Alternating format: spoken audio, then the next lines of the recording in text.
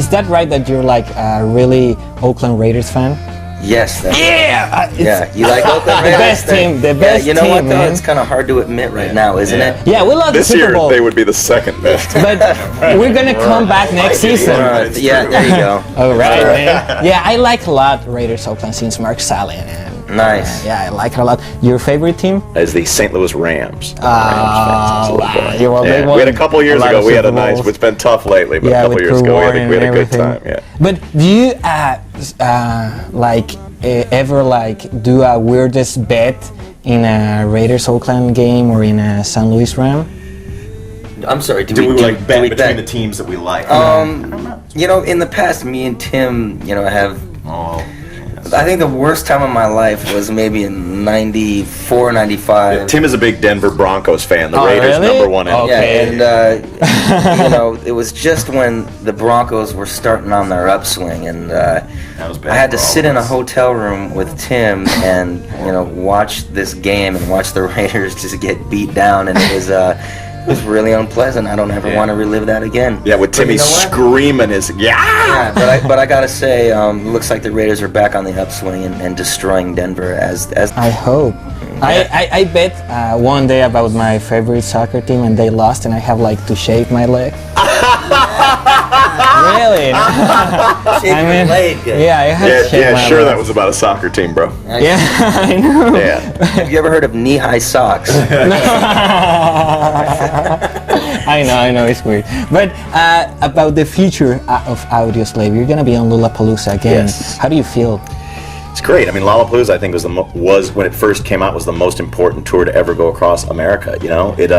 It brought the concept of the European festival tours, the European festival shows into a touring venue, and I think it changed music. It was a time Lollapalooza introduced Rage Against the Machine, Tool, Soundgarden, Pearl Jam, Alice in Chains, Smashing Pumpkins, Ice Cube, Nine Inch Nails on the same stage. Wow, really? Ice Cube and Nine Inch Nails? Yeah, all on Lollapalooza. I mean, all these bands that kind of became what alternative music was, all were first exposed to a larger audience via Lollapalooza.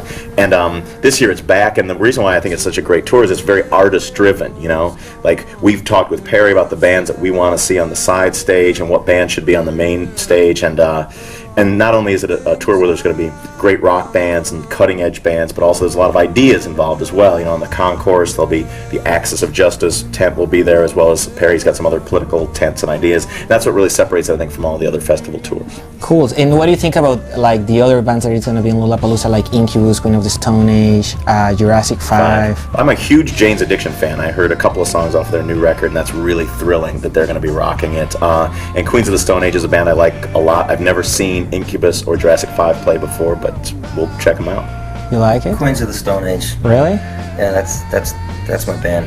Yeah, it's a really cool band. So I love that band. And do you have any plans to go to Latin America soon? Yes, we do. And in fact, should we apologize now? Yeah, you do.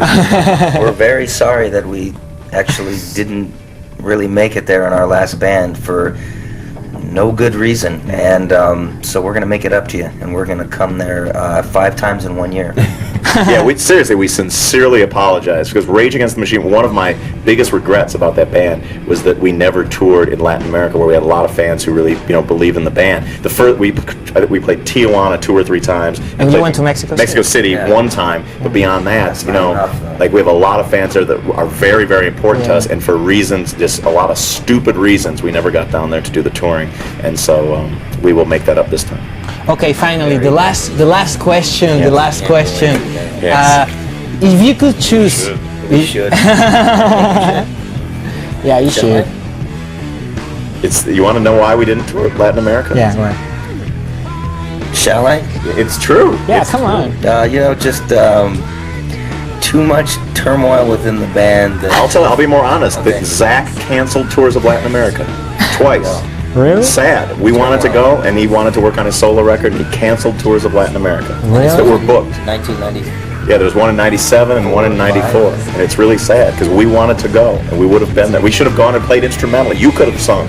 I don't know, but I can ask Chris Cornell to do that. But we now have, everybody's excited about doing it, so we will definitely be playing Latin America. We will make it up. We will rock you properly. Okay, that's great. Yeah. So, last question. Yes. If you could choose just one song to play in front of George Bush, which song would you play and why? That's a good question. I don't know that you play a song in front of George Bush. Maybe you slap him silly. That song, "You Suck, Motherfucker." I like that song, and I agree with you. Yes, those are the two songs. While he's playing that, I'm slapping him silly. Okay, that's great. Thank you very much Thank for you your very time much. on this A interview. pleasure. dude. Cheers. A pleasure.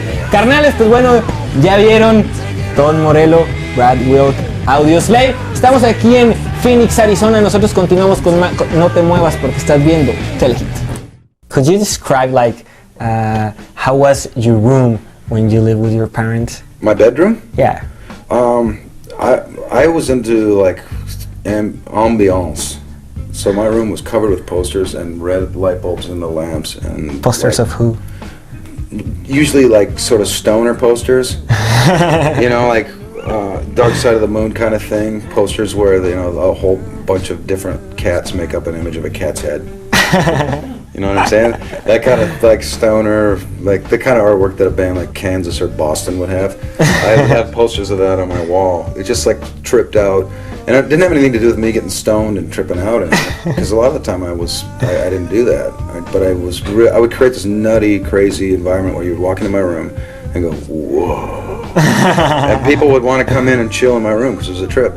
One time I took a bed. It was a bed that my great-grandfather had. He was really tall, so I made it extra long because I eventually was pretty tall. And I put it on 4x4, so that it was a bed like that size. And I elevated it so that there's just enough room between the bed and the ceiling that I could sleep.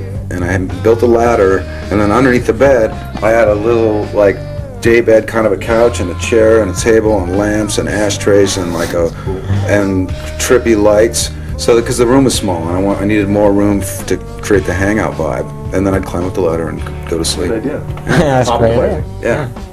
And what about your room? You know what? I was really into the first band that I was really into was the Sex Pistols. In my room, Right. I collected every little picture, piece of information that I could find, and I would just stick it up on the wall. So I had a collage on my wall that started with the Sex Pistols and went into Rush, because I went from the Pistols to Rush.